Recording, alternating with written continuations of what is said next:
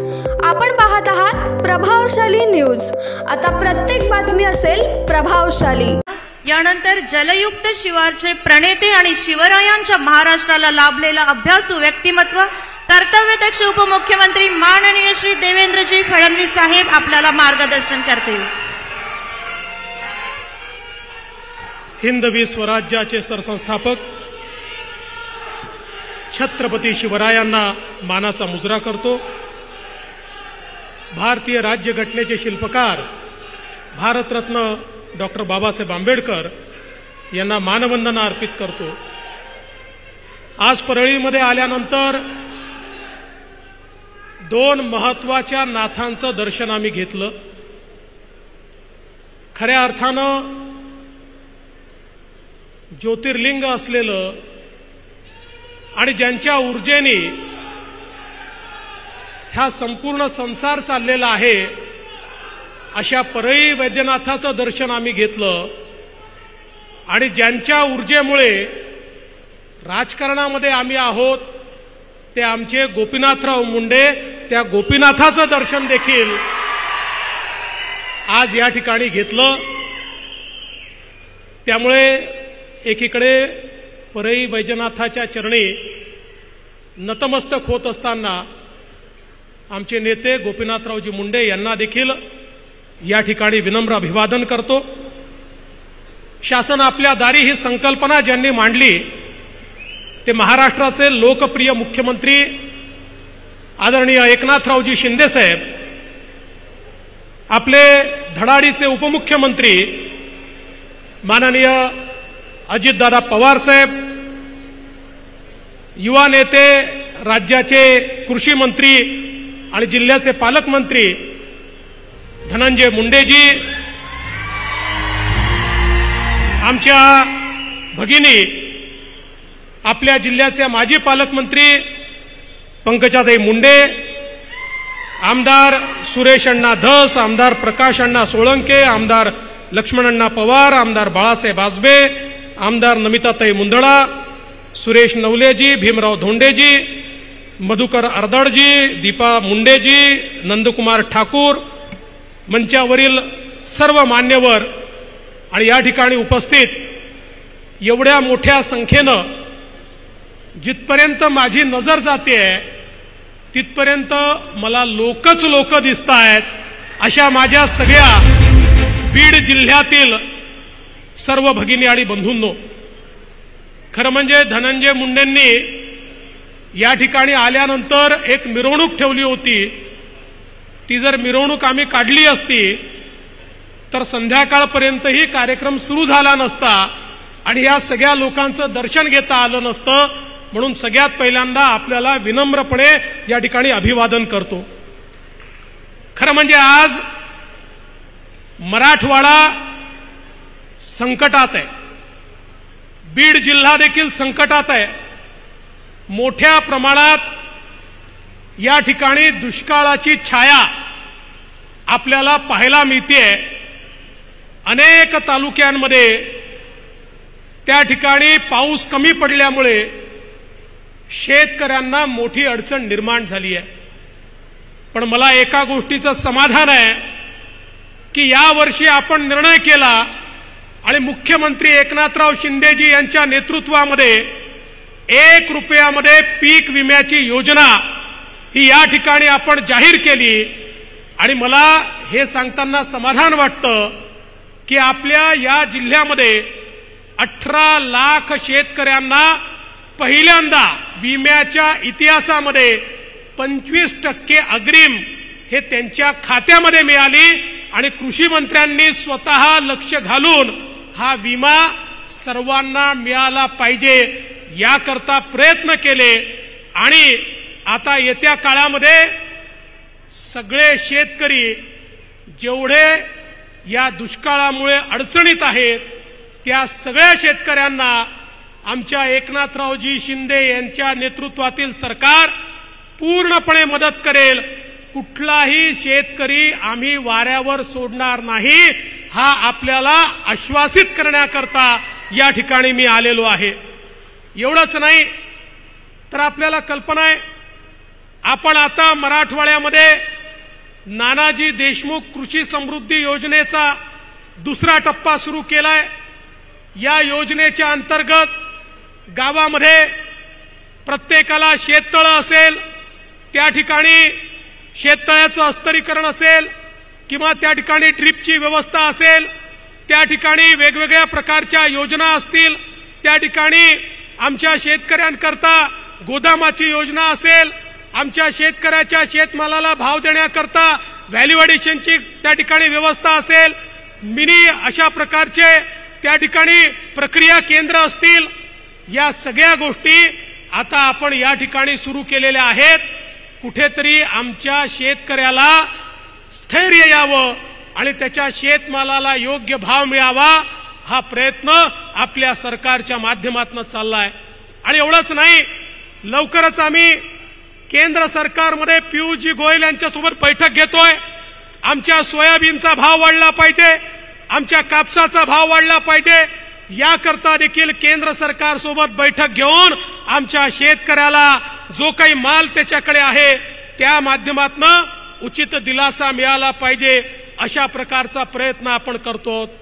मला एका गोष्टीचा अजून उल्लेख केला पाहिजे, आमच्या शेतकऱ्यांची सातत्याने मागणी असते ती आम्हाला दिवसा 12 तास वीज मिळाली पाहिजे। ही दिवसा 12 तास वीज मिळाली तर आमचा शेतकरी आपल्या हाडाचं काळं करतो, रक्ताचं पाणी करतो आणि त्या ठिकाणी आपल्या मेहनतीतून शेतमाल पिकवू शकतो।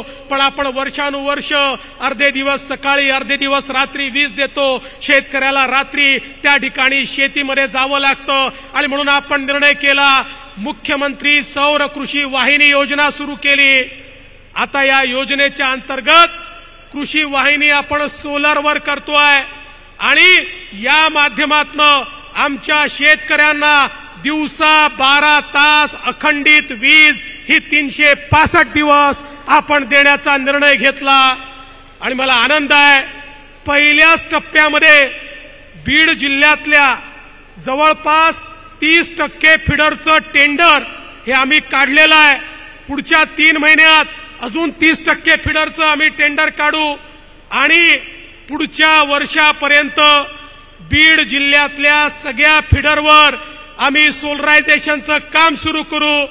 2 ते 2.5 वर्षामध्ये बीड जिल्ह्यातले सगळे फिडर हे सोलर फिडर असतील आणि बीड जिल्ह्यातल्या सगळ्या शेतकऱ्यांना दिवसा 12 तास अखंडित वीज ही त्या ठिकाणी देण्याचं काम हे आपल्या सरकारच्या माध्यमातून या ठिकाणी निश्चितपणे आपण करणार आहोत। आज खऱ्या अर्थानं हे सरकार गरीबाच्या पाठीशी, शेतकऱ्याच्या पाठीशी उभा आहे। मगाशी पालकमंत्र्यांनी उल्लेख केला की या ठिकाणी कृष्णा मराठवाडा योजना, खुंटेफळची योजना, या सगळ्या योजनांना चालना मिळाली। मला आठवतं मागच्या काळात जेव्हा मुख्यमंत्री होतो त्या काळामध्ये आपण कृष्णा मराठवाड्याला सुप्रमा दिली, त्यानंतर पुन्हा सरकार आलं, शिंदे साहेबांच्या नेतृत्वामध्ये आम्ही पुन्हा 11,400 कोटी रुपयाची सुप्रमा या ठिकाणी दिली आणि मराठवाड्याच्या हक्काचं पाणी हे मराठवाड्यामध्ये आणण्याकरता आपल्या सरकारने जो निर्धार केला तो निर्धार आता पूर्णत्वाला चाललेला आहे आणि मराठवाड्याच्या हक्काचं पाणी हे मराठवाड्यामध्ये आणण्याचं काम आपण करतोय।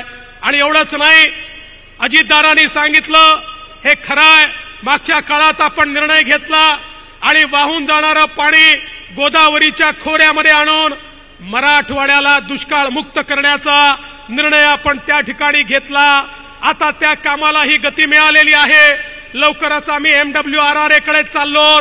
MWRRA ची मान्यता मिळाल्यानंतर वाहून जाणारं पाणी हे गोदावरीच्या खोऱ्यामध्ये आणून आमच्या मराठवाड्याला दुष्काळ मुक्त करण्याचं काम हे आम्ही त्या ठिकाणी करणार आहोत। एवढंच नाही तर मागच्या काळामध्ये मराठवाडा ग्रीडचं काम आपण सुरू केलं होतं, काही कारणाने मध्यंतरी आलेल्या सरकारने ते थांबवलं होतं।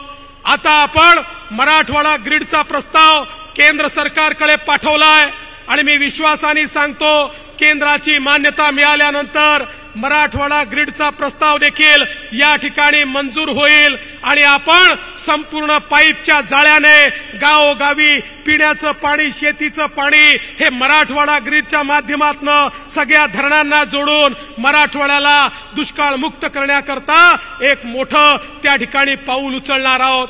आणि म्हणून मला या निमित्ताने सांगायचं आहे, आपलं सरकार सामान्य माणसाच्या पाठीशी उभं आहे।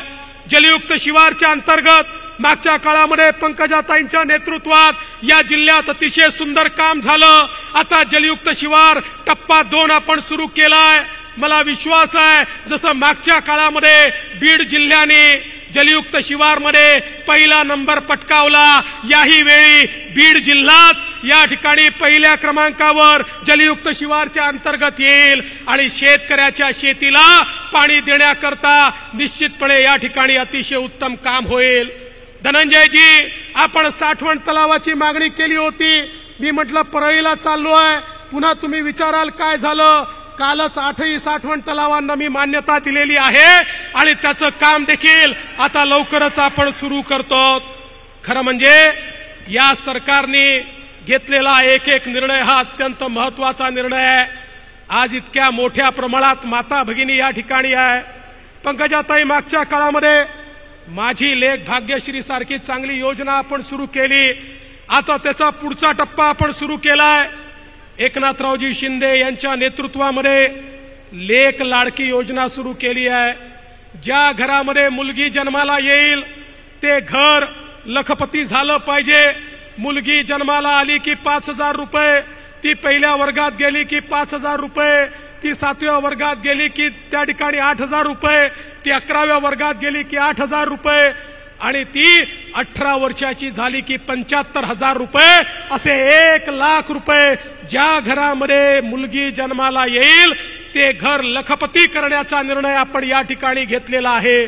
आणि एवढंच नाही तर एक अजून निर्णय घेतलाय।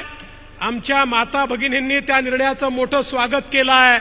आता आमच्या माता भगिनींना एसटी मध्ये जो काही प्रवास आहे तो माता भगिनींकरता 50% तिकिटामध्ये आपण केलाय।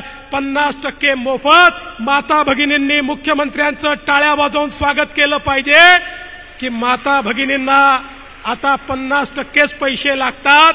आणि आता घरच्या लोकांना सांगितलं पाहिजे की आता तालुक्याच्या ठिकाणी, जिल्ह्याच्या ठिकाणी जायचं असेल तुम्ही घरी बसा, मी जाऊन येते, कारण मी गेली तर अर्ध्या पैशातच काम होतं, हे सांगण्याची आज आवश्यकता या ठिकाणी आहे। महात्मा फुले जनआरोग्य योजना, एकीकडे देशाचे पंतप्रधान मोदीजींनी 5 लाखापर्यंतचा इलाज मोफत केला, तर दुसरीकडे एकनाथरावजी शिंदे यांच्या नेतृत्वामध्ये आपल्या सरकारने महात्मा फुले जनआरोग्य योजनेमध्ये 5 लाखापर्यंतचा इलाज मोफत केलेला आहे। त्याच्यामध्ये आता कुठली अट नाही, 12 कोटी लोकांना मोफत इलाज देण्याचं काम हे या ठिकाणी आपण करतोय। एवढंच नाही तर आता आपण महाराष्ट्रामध्ये मोदी आवास योजना सुरू केली आहे आणि मोदी आवास योजनेच्या अंतर्गत 10 लाख घरं ओबीसी करता या ठिकाणी बांधण्याचा निर्णय हा आपल्या सरकारने घेतलाय।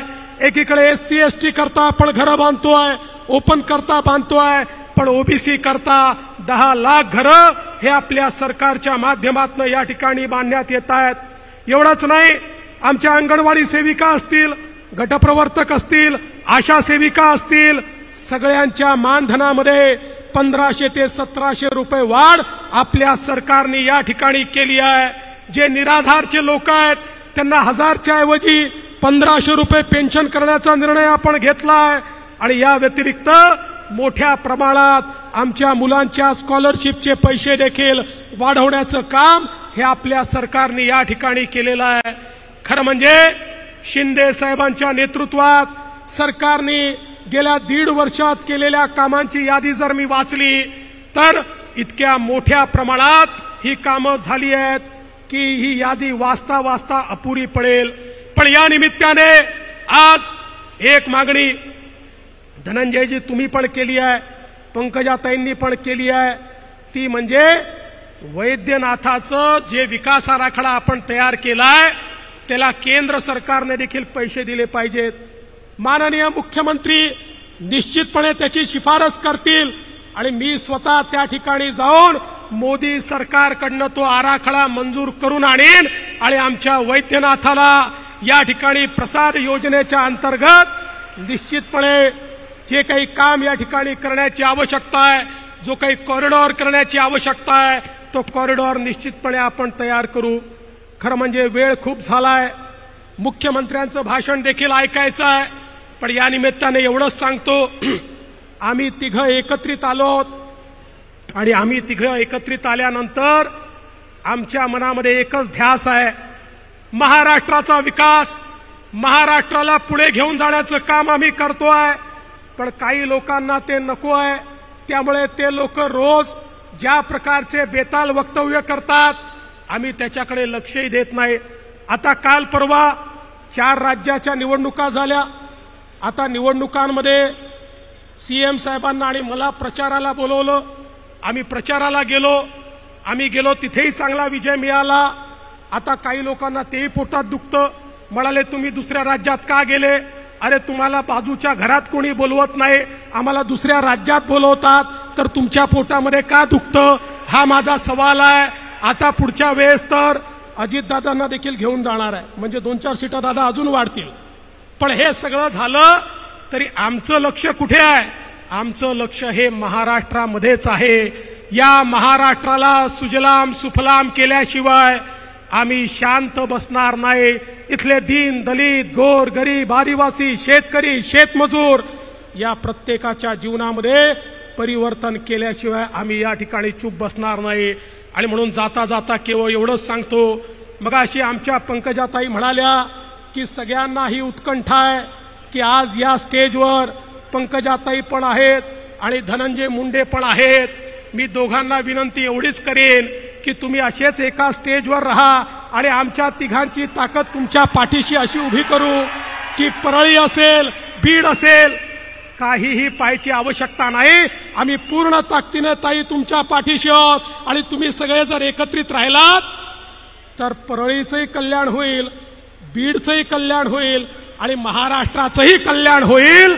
आणि म्हणून हा मंच असाच आम्हाला दिसत राहील हा विश्वास व्यक्त करतो आणि माझं बोलणं संपवतो. धन्यवाद. जय हिंद, जय महाराष्ट्र.